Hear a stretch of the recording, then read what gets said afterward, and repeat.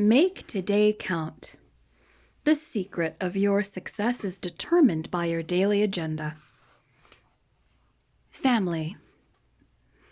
In 1986, when I was 39 years old, I began to notice a terrible trend. The marriages of some of my colleagues, college buddies, and friends were falling apart and ending in divorce. That really got my attention because even some of the relationships that Margaret and I had considered to be strong had fallen by the wayside. We didn't think our relationship was in any kind of danger, but I also discovered that before their breakdowns, some of the couples had thought nothing like that could ever happen to them. This all occurred about the same time that my career was really taking off. I still wanted to be successful, but I didn't want to lose my family in the process. That prompted me to make one of my key life decisions, and I would do so by rewriting my definition of success. From that moment, success meant having those closest to me love and respect me the most. That decision put my wife, Margaret, and my children, Elizabeth and Joel, right in the middle of my definition of success. Success would be impossible if I achieved outwardly, but failed to take my family with me on the journey. The applause of others would never replace the appreciation of my family. Respect from others meant little if I did not have the respect of my loved ones. I would make caring for and communicating with my family one of my life's priorities. Making the decision to communicate with and care for my family daily. I don't know where you stand with your family now. Everyone's situation is unique. You may have a great family life, or you may have made some serious mistakes from which you fear you will never recover. You may be single with no children, so that all you have is extended family. But I can tell you this, no matter what your situation is, you can benefit from the stability that comes from communicating with and caring for your family daily. Here's how to get started. Determine your priorities. There is a Russian proverb that gives this advice. Before going to war, pray once. Before going to sea, pray twice. Before getting married, pray 3 times. In other words, anytime you're going to engage in a great and potentially risky endeavor, give it serious consideration first. How else are you going to know where it ranks in priority in your life? I began learning this lesson the hard way. In the space of 1 month, in 1969, I graduated from college, got married to Margaret, and started my first job. As soon as we got back from our honeymoon, we moved to a new town, and I started working. I was the senior pastor of a small country church, and I was determined to be successful. I threw myself into the job, giving it everything I had. And when I say everything, I mean everything. I worked all day at the church, and every evening I set appointments to meet with people in the community. I worked a 6-day work week, but I cheated by working on my day off too. Meanwhile, Margaret worked a couple of jobs to keep us going financially because my salary was so low. The problem was that I was neglecting her and our marriage. Margaret and I have known each other since high school, and we dated for 6 years before we got married. So we had a lot of history together, especially for a couple so young. Back then, I believed our history was going to carry us through while I devoted myself to my career. But a marriage cannot survive forever on leftovers. It needs to be fed continually, or it will eventually starve. A lot of people are allowing their families to starve. According to psychologist Ronald L. Klinger, president of the Center for Successful Fathering, Parents spend 40% less time with children than parents of previous generations. Families are breaking up at a terrible rate. Within 5 years, 20% of all first marriages end in divorce. Within 10 years, that number rises to 33%. More than a fourth of all families in the U.S., 28% in the year 2000, are headed by single parents. And nearly 3/4 of children in single-parent families will experience poverty by the time they reach age 11. Every year, $20 billion to $30 billion in taxpayers' money goes to support children whose non-custodial parents neglect them financially. Building a solid family doesn't just happen on its own. You have to work at it. After I got the message that I was neglecting Margaret, I changed my approach to my career. I carved out time for her. I protected my day off. And we dedicated money in our budget to facilitate special times together. I still wanted to be successful, but not at the cost of my family. And I'm still working on making my family a priority. Anyone who neglects or abandons his family for fame, status, or financial gain is not really successful. Decide on your philosophy. Once you've determined to make your family a priority, you have to decide what you want your family to stand for. That should be based on your values. In the first decade of our marriage, Margaret and I decided on our personal philosophy of family. First, we tried to live it out as a couple. Then when we had children, we worked to make it the foundation of our choice as parents. For us, the bottom line on family was for us to cultivate and maintain commitment to God. Our faith came first in our lives. If we neglected or compromised that, nothing else would be of value. Continual growth, reaching our personal potential and helping our children do the same is one of our highest values. When we come to the end of our lives, we want to look back knowing we lived life to the fullest. Common experiences. The greatest bonds between people come as the result of their experiences together, both good and bad. We create as many positive experiences as we can, and we weather the negative ones together. Confidence in God, ourselves, and others. Your belief determines how you will live life, and it also affects the outcome of everything you do. Contributions to life. People should try to leave the world a better place than they found it. We want to add value not only to the people in our family, but also to every other life we touch. As I said, this is our list. I'm not suggesting that you adopt our philosophy regarding family. I know you will want to create your own. Here is my suggestion. Keep it simple. If you come up with a list of 17 things you want to live out, you won't be able to do it. You may not even be able to remember it. Whittle the list down to the non-negotiables. Develop your problem-solving strategy.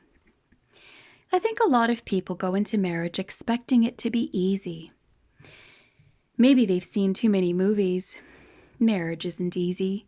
Family isn't easy. Life isn't easy. Expect problems. Stay committed. And develop a strategy for getting through the rough times. Some people call family meetings to discuss issues. Others create systems or rules. My friends Kevin and Marcia Myers developed a system of fair fight rules after they had been married a few years. Kevin is very outgoing, energetic, and verbal, whereas Marcia is more quiet and reserved. Early in their marriage, he used to bulldoze right over her verbally, and they would get into marathon arguments. So they decided on a set of rules to follow any time they got into a disagreement. One rule was that they would set an appointment to talk about an issue rather than picking at each other. Another was that Marcia always got to talk first. They've been married for over 20 years and their system has worked great for them. Think about how you could improve your problem solving at home. Talk to your family members about it during a calm time, not in the middle of a conflict.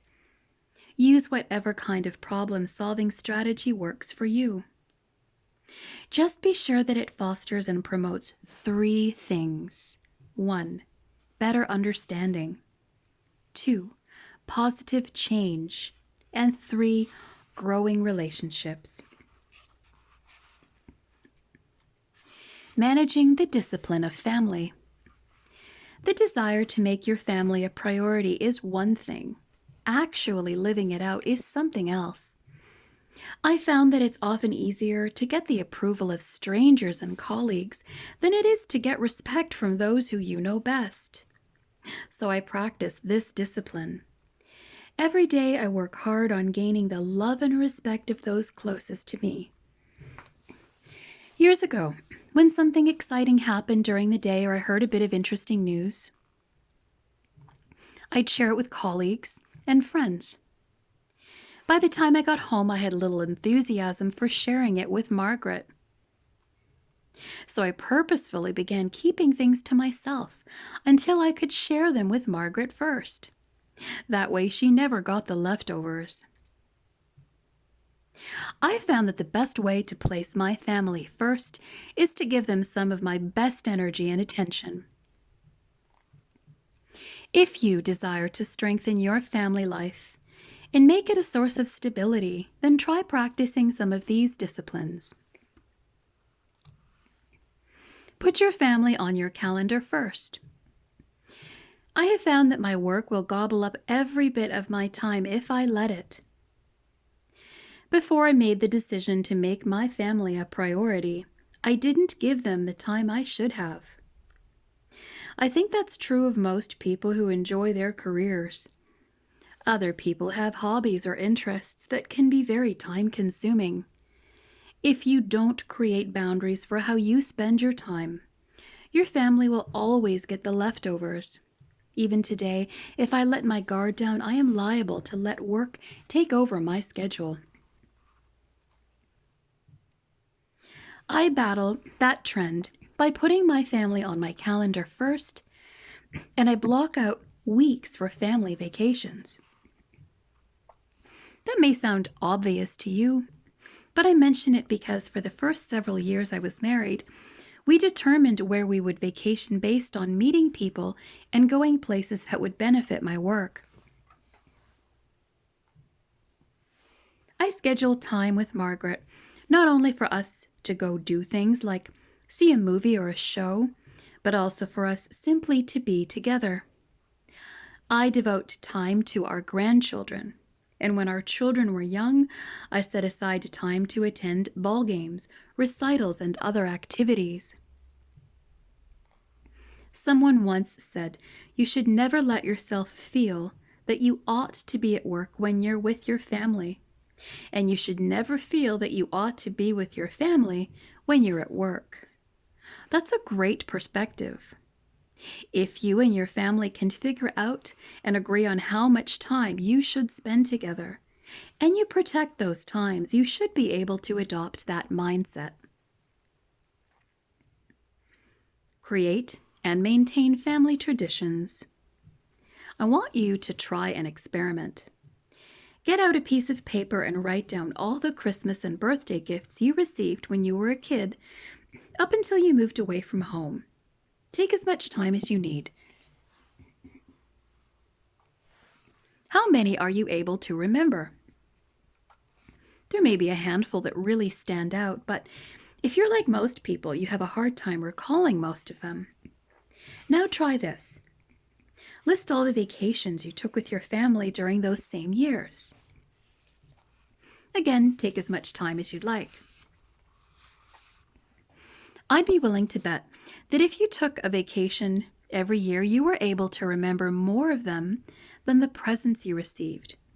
Why? Because what makes families happy isn't receiving things, it's doing things together. That's why I recommend establishing family traditions. Traditions give your family a shared history and a strong sense of identity. Don't you remember how your family celebrated Thanksgiving as a child? How about Christmas? And didn't you think yours was the right way when you got married and your spouse wanted to do something else? The traditions your family kept helped you define who you were and who your family was. Give thought to how you want to enjoy holidays, mark milestones, and celebrate rites of passage in your family.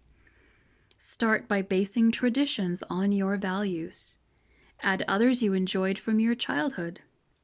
If you're married, include those of your spouse as well. Mix in cultural elements if you want. Build some around your children's interests. Give traditions meaning and make them your own. Find ways to spend time together. For a while, the family buzzwords were quality time. But the truth is, no substitute exists for quantity of time. As psychiatrist Armand Nicolai says, time is like oxygen. There's a minimum amount that's necessary for survival, and it takes quantity as well as quality to develop warm and caring relationships. Since busy single-parent households are so common, and in the majority of two-parent families both parents work, you have to figure out ways to spend time together. For about 6 years, when my children were teenagers, I gave up golf so that I would have more time available. And Margaret and I always worked especially hard to find time for certain things, such as significant events. We made birthdays, ball games, recitals, and so forth important. Significant needs. You cannot put a family member in crisis on hold. Fun time. We found that everybody relaxed and talked more when we were having fun. One-on-one time. Nothing lets another person know you care more than your undivided attention. Come up with your own list of ways to spend time with your family. Keep your marriage healthy first. The relational foundation of any family is a couple's marriage. It sets the tone for the household, and it is the model relationship that children learn from more than any other. That's why former Notre Dame president Theodore Hesburgh asserted, "The most important thing a father can do for his children is love their mother." No marriage is easy to keep going. It's been said that a successful marriage is one that can go from crisis to crisis with a growth in commitment. That's what it's really all about. Commitment. Commitment is what carries you through. People who use their feelings as a barometer for the health of their marriage are destined for a breakup. If you intend to stay married only as long as you feel the love, you might as well just give up. Like anything else worth fighting for, marriage requires daily discipline and commitment. Express appreciation for each other. Psychologist William James said, "In every person from the cradle to the grave, there is a deep craving to be appreciated. If people don't receive affirmation and appreciation at home, there's a good chance they won't get it, because in general the world does not fulfill that desire." One of the most positive things you can do for your spouse and children is really get to know them and love them simply because they are yours, not based on performance. Resolve conflict as quickly as possible. I've already mentioned how important it is to develop a strategy for resolving conflict, but it's such an important point that I want to remind you of it again. Every family has conflict, but not all families resolve it positively. A family's response to problems will either promote bonding or be destructive. Do it quickly and effectively, and you bring healing. Neglect conflict, and you may find yourself agreeing with novelist F. Scott Fitzgerald, who said, "Family quarrels are bitter things. They don't go according to any rules. They're not like aches or wounds. They're more like splits in the skin that will not heal because there's not enough material. It doesn't have to be that way." Your financial decision today. Where do you stand when it comes to family today? Ask yourself these 3 questions. 1. Have I already made the decision to communicate with and care for my family? If so, when did I make that decision? 3. What exactly did I decide? Your family discipline every day. Based on the decision you made concerning family, what is the one discipline you must practice today and every day in order to be successful?